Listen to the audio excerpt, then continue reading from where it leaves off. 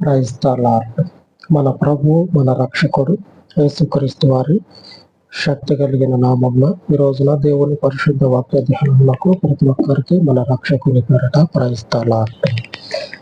జీవాధిపతి, సర్వాధికారి, సర్వలోకానికి చక్రవర్తి అయి ఉన్నటువంటి యేసు ప్రభు వారి పరిశుద్ధ నామము చేత మనము కొనసాగుతూ ఉన్నాం కదా. ఇప్పుడు ఏం జరుగుతుందంటే, విశ్వాసము నుంచి తప్పించబడే విధంగా,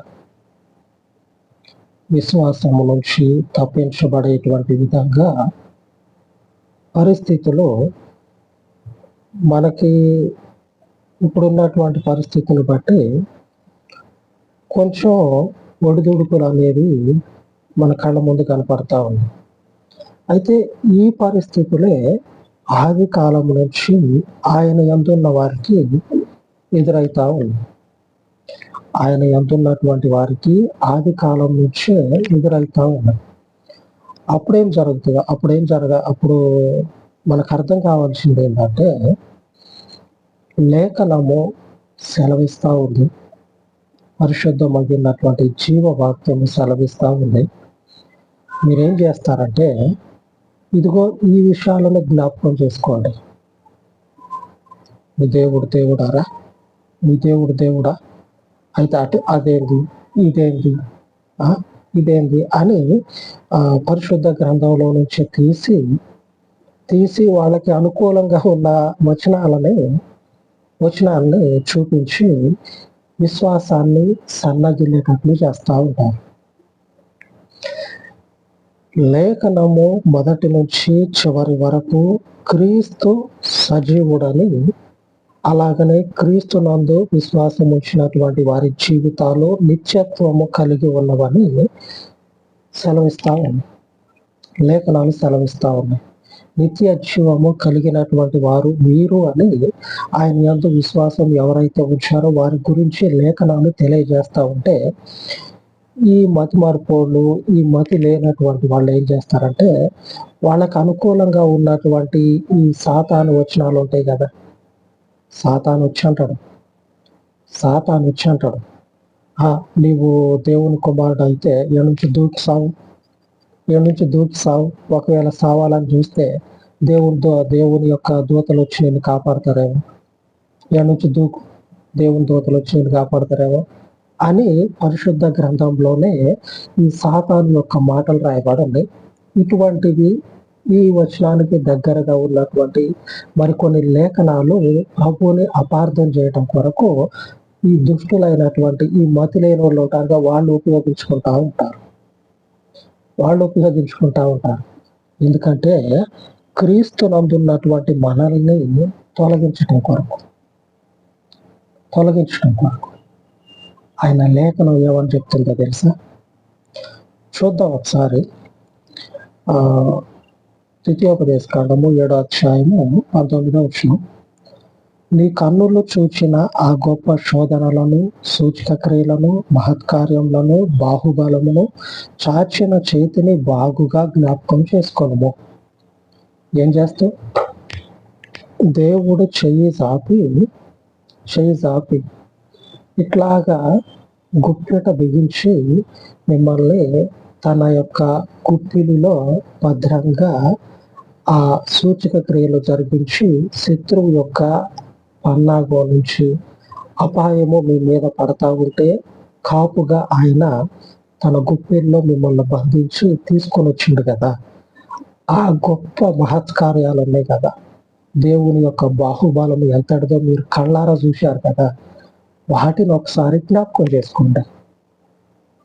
ఈ మతి లేనటువంటి ఈ మనుషులు మాట్లాడేటువంటి మాటలకి విలువ అనేది ఇవ్వకుండా విశ్వాసమందు మీరు స్థిరంగా ఉంటారు. దేవునికి స్తోత్రం కలుగును గాక. విశ్వాసమందు మీరు స్థిరంగా నిలబడతారు. సాతాను యొక్క, దుష్టుని యొక్క ఆలోచన, ప్రణాళిక ఇదే కదా. ఆయన యందు ఎవరైతే నిలదొక్కుంటారో, ఆయన యందు ఎవరైతే ఉంటారో వారిని మార్గం నుంచి తప్పించి తప్పించి ఆయనలో లేకుండా చేసి ఉన్నటువంటి ఆ 4 పళ్ళు బయట పెట్టి నవ్వుకుంటా ఉంటారు. మిగిలిన పళ్ళు ఎవరో రాలగొట్టుంటారు. అక్కడ చల్లక ఈడకొచ్చి దేవుని ప్రజల ముందు నిలబడి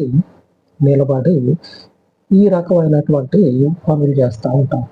అయితే జరగబోయేది ఏంటంటే మిగిలినటువంటి ఆ 4 పళ్ళను కూడా దేవుడు రాలగొడతాడు. ఆయన ముందు నిలబడితే లేఖనం చెప్తా ఉంది. ఆయన ముందు నిలబడినటువంటి వారికి దేవుడు ఏం చేసినంటే సరి అయినటువంటి తీర్పు ఇచ్చి తన ప్రజలని మహత్కార్యాల చేత ఆ శత్రువుల యొక్క బారి నుంచి విమోచించి బయటకు తీసుకొని వచ్చినట్లు లేఖనం సెలవిస్తా ఉంటే ఆ లేఖనాన్ని మీరు ఇప్పుడు జ్ఞాపకం చేసుకోండి. ఆమేన్. దేవునికి స్తోత్రం కలుగును గాక. ఆ లేఖనాలను, ఆ దేవుని శక్తిని, ఆ దేవుని యొక్క మహిమ ప్రభావము ఇప్పుడు ఏమయ్యిందో ఆ శక్తిని జ్ఞాపకం చేసుకోండి. మీరు నిలదొక్కుంటారు. వాడికి సరి అయినటువంటి గుణపాఠం చెప్తారు. విశ్వాసము ద్వారా చెయ్యి మనం ఎత్తం, నాలుక మనం తెరం, నాలుక మనం ఉపయోగించం, నోరు తెరం మనం. కానీ విశ్వాసమందు మనం స్థిరంగా ఉన్నామా? మనతో ఉన్నటువంటి దేవుడు చెయ్యెత్తుతుడు, నోరు తెరుస్తుడు, ఆయన యొక్క తీర్పులు శత్రువుల మీద కుమ్మరించి వారిని నిలువున నాశనానికి అప్పచెప్తాడు. యేసు ప్రభు సజీవుడు. ఆనాడు దేవుని ప్రజల జీవితాల్లో ఆయన సూచక క్రియల చేత, మహత్కార్యాల చేత, చాచినటువంటి చేతితో ఆయన బాహుబలాన్ని చూపించి తన ప్రజలను బయటకు తీసుకొని వచ్చిండు. ఇదే రోజున ఆయన యందు విశ్వాసం వచ్చినటువంటి దేవుని ప్రజలు కూడా బహుధైర్యంగా మాట్లాడుతూ ఉన్నారు. అపోస్తల కార్యంలో శిష్యుడు మాట్లాడుతూ ఉన్నాడు. 10వ అధ్యాయము 40-41. దేవుడు ఆయనను 3వ దినమున లేపి ప్రజలకందరికీ కాక దేవుని చేత ముందుగా ఏర్పరచబడిన సాక్షులకి దేవుడు యేసు ప్రభువుని 3వ రోజున లేపిండు. ఈ పరిశుద్ధ గ్రంథంలో ఉన్నటువంటి లేఖనము రూఢిగా చెప్తా ఉంది. ఈ లేఖనాలు తీసి మాట్లాడమంటే మాట్లాడరు. ఈ లేఖనం గురించి చెప్పమంటే చెప్పరు. చెప్తే వాడు 4 గరుచుకుంటాడు. వానికి అక్కడికి వచ్చేది, వాడికి అవసరం ఉన్నది ఏమైతే ఉంటాయో వాటిని చదువుతుంది. కానీ ఇటువంటి లేఖనాలు చదవడు. ఆయన 3వ దినాన లేచి ప్రజలందరికీ కాకుండా దేవుని చేత ఏర్పరచబడినటువంటి అనగా శిష్యులైనటువంటి వారికి మొదటిగా కనపడి ఆయన మరణించి తిరిగి లేచాడు అని తనను తాను సాక్షిగా వారికి కనపరుచుకున్నాడు. యేసుప్రభు వారు ఆ శిష్యులకి తనను తాను కనపరుచుకుంటా ఉన్నాడు, సాక్ష్యం చూపించుకుంటా ఉన్నాడు. అంతకు మునుపు ఆయన చెప్పినట్లుగానే ఆ తర్వాత కూడా ఆయన శిష్యులకి సాక్షిగా నిలబడతా ఉన్నాడు. నేను చెప్పే కదా 3వ దినాన్ని నేను తిరిగి లేచిన తర్వాత నేను మీకు నా ప్రాంతంలో కనపడతా అని చెప్తే వారి కళ్ళ ముందు జరిగినటువంటి ఆ కార్యాలని ఈ దేవుని యొక్క శిష్యులు ప్రజలందరికీ కూడా వివరించి చెప్తా ఉన్నారు. మొదటిగా అనగా మాకే ఆయన కనపరుచుకున్నాడు తనను తాను. తర్వాత చూసినట్లయితే అనగా ఆయన మృతులలో నుండి లేచిన తర్వాత ఆయనతో కూడా అన్నపానములు పుచ్చుకొనిన మాకే ఆయన ప్రత్యక్షముగా కనబడినట్లు అనుగ్రహించాడు. ఆయనతో పాటు మేము తిన్నము, తిరిగినము, ఆయనతో పాటు మేము సహవాసం చేసాము. ఆయనతో పాటు సహవాసం చేస్తా ఆయన వెళ్ళినటువంటి ప్రతి ప్రదేశంలో, ఆ సభల్లో, ఆ స్వార్థ చెప్పినటువంటి ఆ క్రమంలో మేము భాగస్థులముగా ఉన్నాము కనుక ఆయన మాకు మొదటిగా కనపడితే దానిని మేము చూసిన వారమై ఉండి ఈ రోజున పునరుద్ధానము అనేది మనుష్యునికి ఉన్నది.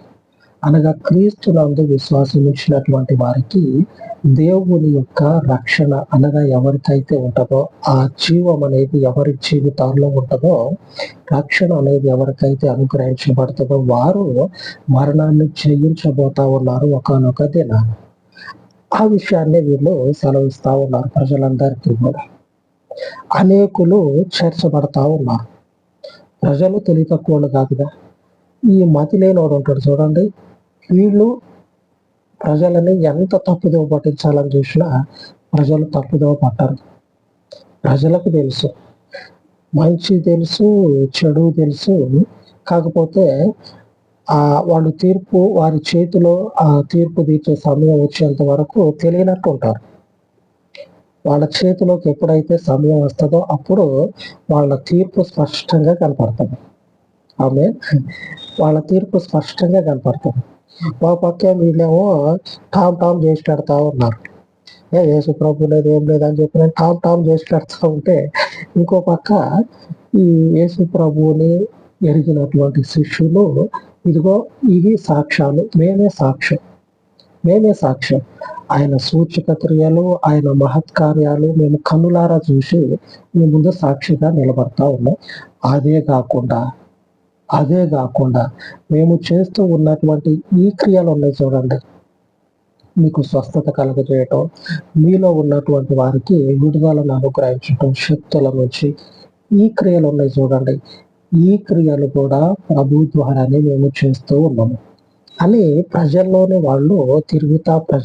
వాళ్ళు దేవుని గురించి ప్రకటిస్తూ ఉంటే, ఆ టాప్ చేసుకునేదంతా కూడా మొత్తం పట్టుమని ఎగిరిపోతా ఉంది పైకి. వినిపించుకునేటటువంటి వాడు ఎవ్వడు కూడా లేడు. కళ్ళకు కనపడతా ఉంది సాక్ష్యం, కళ్ళ ముందు కనపడతా ఉంది సాక్ష్యం. యేసు ప్రభు సజీవుడు. ఆయనను విశ్వసించినటువంటి తాగుబోతూ పరిశుద్ధం. అంతే కదా. ఈరోజు జరుగుతుంది ఏంది?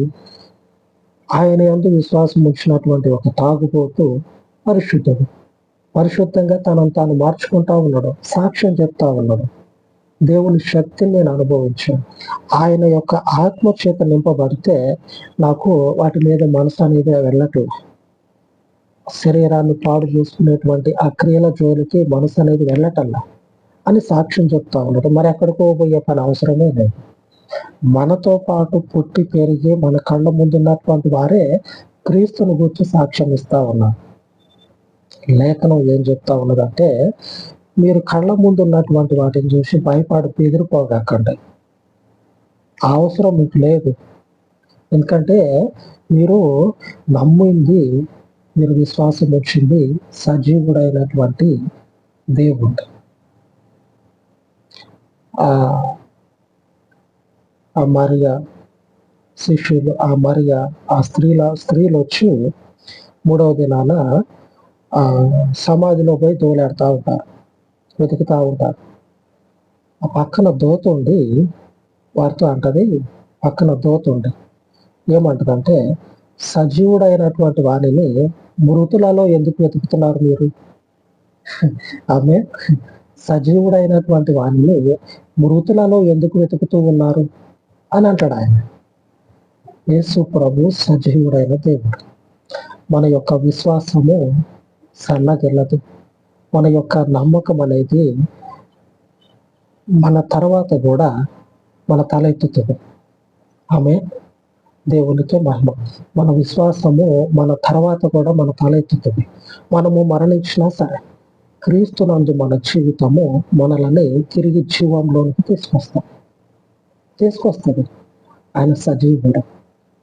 లేఖనం సెలవిస్తా ఉంది, కలవరపడవద్దు. మీ కళ్ళ ముందు ఆయన ఆయన చేసిన కార్యాలు ఉన్నాయి కదా, బాహుబలంతో ఆయన జరిగించినటువంటి ఆశ్చర్య కార్యాలు ఉన్నాయి కదా, వాటిని ఒకసారి జ్ఞాపకం చేసుకుంటా. ఆయన శక్తిమంతుడైన దేవుడని మీకు అర్థమవుతుంది. అపరిశుద్ధుడైన దేవునికి శాశ్వత కాలము మహిమ కలుగును కాక. అలాగ ప్రార్థించుకుందాం.